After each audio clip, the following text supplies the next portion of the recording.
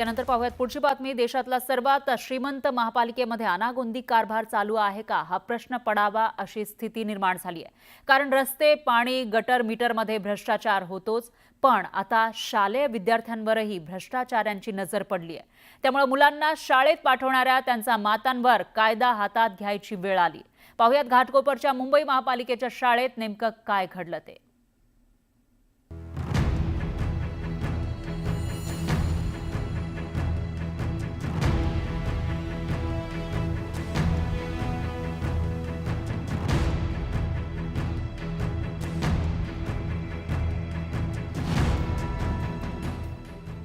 घाटकोपर पूर्व परिसरात राहणाऱ्या या महिला महापालिका शाळेतले हे बेंच पळून नेत आहेत। हा लहानगा खांद्यावर हा बाग घेऊन शाळेच्या नव्या इमारतीत घुसला। त्याने हे पाऊल उचललंय कारण त्याला या शाळेच्या नव्या इमारतीत प्रवेश नाकारण्यात आलाय। एवढी हिंमत दाखवा लागेल ना। आमच्या मुलं काय रोडवर शिकतील का? त्यांच्या मुलं प्रायव्हेट मध्ये शिकणार का? आमच्या मुलांना एवढी पण हौकत नाहीये शिकायची। प्रायव्हेट मुलासाठी आमच्यासाठी प्रायव्हेट, आमचा हक्क प्रायव्हेटचा। प्रायव्हेट मुलाचा हक्क। हमारे बच्चों को गणेश मंदिर के स्कूल भेजने वाले थे, लेकिन हम लोग वहाँ नहीं जाएंगे क्योंकि 3 साल से हमारे बच्चे वो कंटेनर में पढ़ रहे थे कि नई स्कूल मिलेगी, नई स्कूल मिलेगी। लेकिन रोज मीटिंग हो रहा था, कभी पालक सभा, कभी एनवार्ड में हमारे बच्चों को स्कूल नहीं दे रहे थे। इसलिए आज हम सब पेरेंट्स खुद टेबल वगैरह लेके अपने बच्चों को लेके घुसे। आज गेली 3 वर्ष डासांच्या साम्राज्यात डेंग्यू, मलेरिया सारखे आजार होत असताना अगदी कंटेनरमध्ये या महिलांनी 3 वर्ष आपली मुलं शिकवली। कारण एक दिवस आपली मुलं या नव्या इमारतीत शिकतील ही आशा या महिलांना होती। आज जेव्हा नवीन इमारत बांधून तयार आहे, तर पालिका प्रशासन ओसी न मिळाल्याचं कारण देत नव्या इमारतीत मुलांना जाऊ देत नाहीये। मुलांसाठी काय करण्याची कसली भीती? नेता उचलून टाका। तुम्ही आमच्या मुलांच्या भविष्याची करता, आम्हाला हे करायला तुम्ही भाग पाडलेलं आहे। आम्ही मनाने नाही केलेलं आहे, तुम्ही आम्हाला भाग पाडलाय। एवढ्या वर्ष आश्वासन दिलं आणि आता गचकन आम्हाला उचलून तिथे टाकायला लागले। मग आता आम्ही हे नाही करणार तर काय करणार?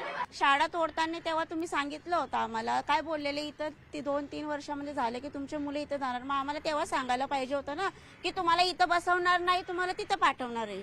तेव्हा का नाही आम्हाला सांगितलं? आता एवढी चांगली इमारत इथं बनली, आता आम्हाला म्हणता की तुम्ही तिकडे जाता, आम्ही का जाणार?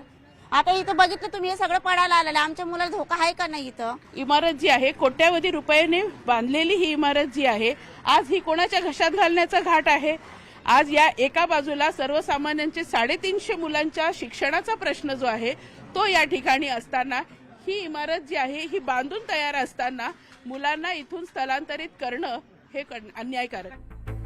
घाटकोपरच्या टिळक मार्ग शाळेत हिंदी आणि मराठी माध्यम शाळेत बालवाडी ते 8वी पर्यंतचे 350 विद्यार्थी आहेत। या विद्यार्थ्यांना SRAच्या शाळेत पाठवण्याचे आदेश BMCच्या शिक्षण विभागाने दिले होते। महानगरपालिकेचे जे यंत्रणा आहे ती या मुलांना दुसऱ्या ठिकाणी हलवून लांबच्या शाळेमध्ये पाठवून ही शाळा कुठल्या तरी प्रायव्हेट एखाद्या शिक्षण संस्थेला ताब्यात देण्याचा घाट यांचा आहे। ते शिक्षणापासून वंचित राहिले त्यांना विचार करा। राजावाडी विद्याविहार स्टेशनपर्यंत मुलांना तिकडे धनजी देवशी म्हणजे ऑलमोस्ट इट्स 3 to 4 किलोमीटर्स आणि हा ट्रॅव्हलिंग करून जावं लागतंय। काय झालं, पुढे 4-5 वर्षांनी ती मुलं जाणं बंद केलं त्या लोकांनी। असाच घाट आज हा इथे त्या लोकांचा चालू आहे। दरम्यान आम्ही आदेशांचं पालन करत आहोत, या पलीकडे शाळा प्रशासन काही बोलायला तयार नाही। मुझे जो आदेश मिला है वो यही मिला है कि हमको विद्यार्थियों की सुरक्षितता को ध्यान में रखते हुए सह्याद्री SRA की जो बिल्डिंग है वहाँ स्थलांतरित। मैडम मैंने भरसक कोशिश की है, लेकिन जो प्रशासन का आदेश है उसको मैं फॉलो करूंगी।